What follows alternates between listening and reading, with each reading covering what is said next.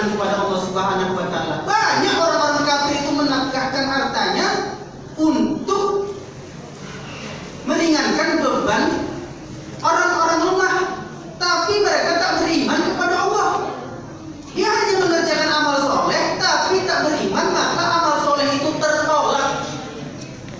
Nah, orang yang bertakwa sudah tentu dia beriman dan beramal soleh. Oleh karena itu, Ramadan ini mendidik kita melaksanakan ibadah puasa agar kita termasuk hamba-hamba Allah yang bertakwa. Wa tazawwadu fa inna khairaz zadi taqwa. Berbekalah kalian, sesungguhnya sebaik-baik bekal adalah takwa. Ma'asyiral muslimin wa muslimat yang dirahmati oleh Allah Subhanahu wa taala. Oleh karena itu, setelah selesai Ramadan ini, maka kita harus meningkatkan lagi ibadah kepada Allah Subhanahu wa taala, aplikasi daripada puasa Ramadan ini. Kita terbiasa di bulan Ramadan bersedekah. Karena Allah menjanjikan Allah akan mengganti berlipat ganda dari bulan-bulan selain bulan Ramadan.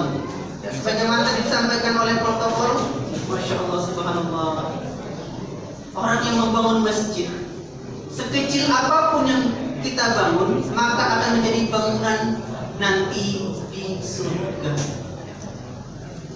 Apa yang kita bangun untuk beribadah, tempat beribadah di dunia ini, sekecil apapun yang kita sumbangkan untuk tempat ibadah, maka di akhirat nanti Allah akan ganti di surga sebagaimana yang kita sumbangkan di dunia, dan itu akan menjadi bangunan kita di surga. Ma'asyiral muslimin dan muslimat yang dirahmati oleh Allah Subhanahu wa taala. Kembali kita pada nilai-nilai Ramadan. Nilai-nilai Ramadan ini sangat berarti untuk memupuk iman kita, untuk mencapai derajat takwa di sisi Allah Subhanahu wa taala. Zuyyina lil ladzina kafarul hayatad dunya wa yaskharu minal ladzina amanu wal ladzina taqaw fawqahum yawmal qiyamah wallahu yarzuqu man yasha'u bighairi hisab. Dijadikan indah pandangan orang-orang kafir itu terhadap dunia, dan mereka menganggap hina terhadap orang-orang yang beriman. Padahal orang-orang yang bertakwa itu berada di atas mereka di hari kiamat, dan Allah dapat memberi rezeki kepada siapa saja yang Ia kehendaki tanpa batas perhitungan. Quran surah Al-Baqarah ayat 212. Ma'asyiral muslimin dan muslimat yang dirahmati oleh Allah Subhanahu wa taala. Ayat ini mengatakan orang yang bertakwa itu berada di atas mereka di hari kiamat. Dan di dunia, orang-orang kafir itu menganggap hina terhadap orang-orang yang beriman. Nah, orang yang sudah beriman ini adalah cikal bakal untuk mencapai takwa jika dia beramal soleh. Jika dia melakukan amal-amal kebaikan, maka nilai-nilai amal itu akan dinilai oleh Allah Subhanahu wa taala sebagai penolong nanti di yaumil akhir. Karena modal iman inilah yang mengantar amalan-amalan itu mendapatkan nilai di sisi Allah Subhanahu wa taala. Jika amalan-amalan itu adalah konsisten dan karena Allah Subhanahu wa taala, maka Allah akan memberi gelar tertinggi yang diberi kepada hamba-hamba yang dipilihnya, yaitu la'allahum tattaqun, agar kamu bertakwa. Ma'asyiral muslimin dan muslimat yang dirahmati Allah Subhanahu wa taala, ternyata di bawah iman ini masih ada lagi tingkatannya. Di bawah iman adalah seorang muslim. Orang muslim ternyata belum tentu lagi beriman. Sedangkan orang beriman belum tentu mengerjakan segala amal soleh. Nah, tingkatan tertinggi adalah takwa. Orang yang bertakwa sudah tentu dia seorang muslim, orang yang beriman dan beramal soleh. Jadi saya ingin menceritakan sebuah perjalanan ketika saya pernah ditugaskan dakwah bina mu'alaf di pedalaman Mentawai selama 2 tahun lebih. Saya pernah ditugaskan di satu daerah di Mentawai, itu daerah Sibur Selatan, di aliran Sungai Serereket. Kalau di tempat kita mungkin tak kita tengok bentuk-bentuk orang di situ. Badan penuh tato, tak berbaju, celananya cuma di depan saja, di belakang nampak. Ibu-ibunya nggak berbaju, plong gitu aja plong. Ma'asyiral muslimin muslimat yang dirahmati oleh Allah Subhanahu wa taala, mereka mau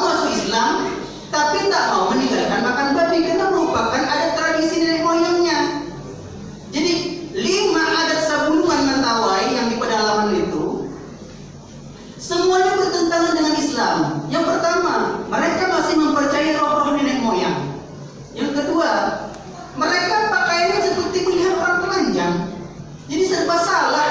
Di pantai banyak turis berjemur di pantai, masuk ke dalamnya lagi parah lagi, tidak berbaju sama sekali. Mau di luar mau di dalam sama yang dilihat. Kemudian yang ketiga, mereka menato badan sebagai kebanggaan. Semakin banyak tatonya, maka semakin menandakan dia seorang yang dihormati. Yang keempat, mereka mengikir gigi untuk lambang kecantikan dan ketampanan. Karena mereka juga biasa berburu untuk menggigit daging katanya. Mereka itu kalau masak tidak kayak kita. Kalau kita bumbu lengkap, kalau orang pesta itu harum. Kalau mereka pesta setelah bulu babi dibakar, bau bulu babi selesai, dah itulah pakai makan. Jadi nggak ada garam, nggak ada cabai, nggak ada bawang, cuma direbus atau dimasukkan bambu seperti kita masak lamang babi itu masuk situ. Dah dipanggang, makan rame-rame, nggak ada garamnya. Saya pernah diajak untuk menurunkan sampah di atas bukit. Waktu itu mereka memang sengaja nggak menyiapkan saya babi karena mereka tahu. Disiapkanlah jenis penyu itu, mereka beli di Muara Siberut. Ini untuk Ustadz, yang ini babi Ustadz, yang ini untuk Ustadz. Kami sengaja untuk Ustadz ini penyu. Oh gitu. Makan Ustadz, karena udah jam 4 dari pagi, udah lapar kali. Makan, mau muntah, karena kita biasa pakai garam. Rasanya habis gimana gitu. Mau ditelan nggak tersanggup beneran, nggak makan rasanya lapar. Memang nggak ada rasa. Saya pernah merasakan asli masakan orang Mentawai pedalaman itu tak ada rasa, anyir. Dan mereka tak mengenal garam. Alhamdulillah ketika istri saya di sana mulai dikenalkan. Kita belanja ke Muara Siberut, kita bawa ke pedalaman, garam, cabai. Bahkan orang-orang pedalaman itu bilang sama istri saya, mana anam? Enak katanya. Kemudian kata saya, ini jantung pisang, ini sayur. Sayur ini Bayi Ustadz katanya. Kalau bilang istri kan, Bayi Ustadz itu namanya berarti istrinya Ustadz gitu. Kemudian cari apa, rebung bambu itu di hutan banyak kan, dikumpulin sama istri saya. Batang bambu itu apa? Ustadz, ini sayur juga ya katanya. Setelah dimakan rebung, dikasih bumbu, mau aku katanya, mau saya, makanlah. Mana namanya? Mana namanya Ustadz? Enak katanya. Jadi memang unik lah berdakwah di sana. Karena suatu ketika istri saya itu mengajak salah satu dari penduduk pedalaman itu ke pusat kecamatannya di Siberut Selatan. Sampailah ke Siberut Selatan, masuk KTM. Masuk KTM, istri saya ngambil uang, keluarlah duit. Oleh, main gunakan. Oh, katanya, ada duit banyak keluar. Anak istri mana atau bagaya katanya. Ada orang di dalam kasih uang sambil jongkok. Saking kapoknya itu, kalau bahasa kita kapok tak apa ya, kalau di Minangkabau ini apa bahasa kalau orang ketinggalan zaman dulu. Toto. Iya. Masya Allah. Kemudian istri saya itu ngajar lagi, naik sepeda motor. Hari pertama dia mau, besok tak mau lagi. Ayo kita jalan-jalan lagi. Tak mau aku, tak mau saya. Ponia, kau tak mau Mbak, kenapa kamu nggak mau, kata istri saya. Meroket dereku katanya, panas kaki saya. Kenapa Ponia, kau meroket, kenapa kakimu panas, kata istri saya. Rupanya diperhatikan sama istri saya, sudah nggak pakai sandal, kakinya bukan dipijak untuk buktinya nempel ditaruhnya. Masya Allah. Maksudnya nggak panas kaki, nggak pakai sandal ditaruh di kemana yang dirahmati oleh Allah Subhanahu Wa Taala. Mungkin saya minta waktu kita 4 menit lagi. Kita tutup mungkin karena kita dibatasi oleh waktu. Kebetulan saya sebagai Ketua Yayasan Bina Mu'alaf Kepulauan Mentawai, sekedar perkenalan. Insya Allah setelah Lebaran ini sudah terkumpul pakaian bekas saya pakai untuk dibawa ke Mentawai. Mungkin kalau ada jemaah kaum muslimin muslimat yang dirahmati Allah Subhanahu wa taala memiliki pakaian bekas layak pakai, insya Allah bisa menghubungi saya.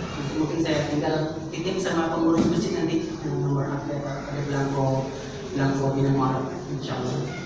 Nah, tahu ada yang nggak terpakai di rumah bisa dititipkan. Dan juga kita juga bekerja sama dengan Baitul Mal Hidayatullah. Baitul Mal Hidayatullah itu lembaga resmi amil zakat yang di bawah Basnas.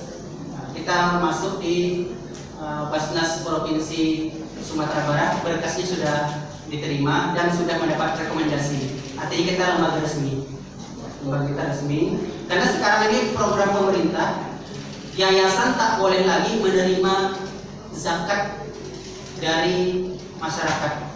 Itu aturan terbaru pemerintah, kecuali dia bekerja sama dengan badan-badan amil zakat yang ditunjuk oleh pemerintah. Nah, Baitul Mal Hidayatullah ini sudah terdaftar di Basnas Provinsi Sumatera Barat dan resmi, sudah keluar rekomendasinya. Tinggal menunggu rekomendasi dari Kemenak Provinsi Sumatera Barat. Kalau yang dari Basnas sudah keluar, berarti sudah resmi. Tinggal menunggu yang di Kemenak lagi. Jadi kita kerjasama dengan Baitul Mal Hidayatullah di bawah Basnas.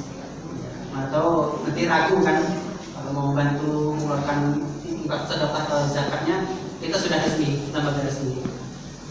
Karena kan panitia zakat dengan amil zakat beda. Amil zakat itu ditunjuk langsung oleh pemerintah. Lembaga-lembaga amil zakat itu ditunjuk langsung dan di SK-kan oleh pemerintah. Kalau yang tidak punya SK dari pemerintah berarti lembaganya tidak resmi. Itu hanya sekedar perkenalan, atau nanti ada pakaian yang kira-kira nggak terpakai tapi masih bagus, bisa dipakai untuk di dalam. Kemudian kita punya pesantren mu'alaf juga di Topeja, Pulau Sipora, Kepulauan Mentawai, kilometer 8, dekat dengan kantor Bupati Mentawai. Allah ada tempat kita di sana. Dan di Padang ini untuk sementara karena belum ada tempat, kita numpang di rumah Quran Hidayatullah di Purus Baru. Jadi kita numpang kantor dulu di situ, karena kita belum punya tempat sekretariat di Kota Padang, jadi numpang tempat dulu itu sementara. Ya, itu hanya sekedar perkenalan. Ya, mana tahu ada yang berminat untuk sama-sama berjuang di jalan Allah Subhanahu Wa Taala. Karena Mentawai ini satu-satunya dari 19 kabupaten kota di Sumatera Barat, satu-satunya daerah minoritas Muslim. Muslimnya itu sekitar 25% kurang lebih. Sisanya Katolik dan Kristen. Karena dulu pada masa perang Padri, tidak semua pasukan Belanda itu ada di Padang. Jadi mereka membuat pasukan stok atau pasukan cadangan itu di Mentawai. Nah, pasukan cadangan dan pendeta-pendeta, pastor-pastor itulah yang mengajarkan Injil kepada masyarakat Mentawai. Asli Mentawai itu animisme, mereka tak beragama. Maka mereka di mana mereka suka, mudah pindah agama. Tugas kita mengawal mereka supaya mereka tetap Islam. Karena pada demikian walaupun mereka masih makan babi, tapi kalau mereka murtad otomatis anaknya ikut murtad. Sementara anaknya rata-rata itu kalau kita didik mengaji itu rajin juga, bagus-bagus suaranya kalau mengaji. Suara azannya bagus-bagus.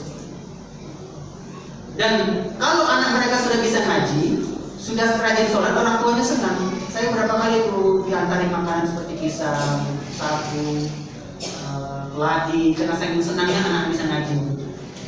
Dan mereka itu memang rata-rata kalau di pedalaman itu di bawah yang kandang babi, di atasnya rumah. Kadang kita ngaji itu di atas kandang babi.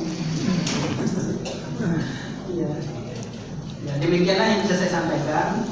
Karena waktu yang membatasi kita, sebenarnya masih banyak cerita unik yang mau saya sampaikan, tapi karena waktu yang membatasi, mohon maaf jika ada kata-kata yang kurang berkenan atau saya mengucapkan kalimat yang salah, saya mohon maaf untuk besar-besarnya. Kepada Allah Subhanahu Wa Taala kita mohon ampun. Astagfirullahaladzim. Subhanallahumma bihamdika, asyhadu an la ilaha illa anta, astaghfiruka wa atubu ilaik. Assalamualaikum warahmatullahi wabarakatuh.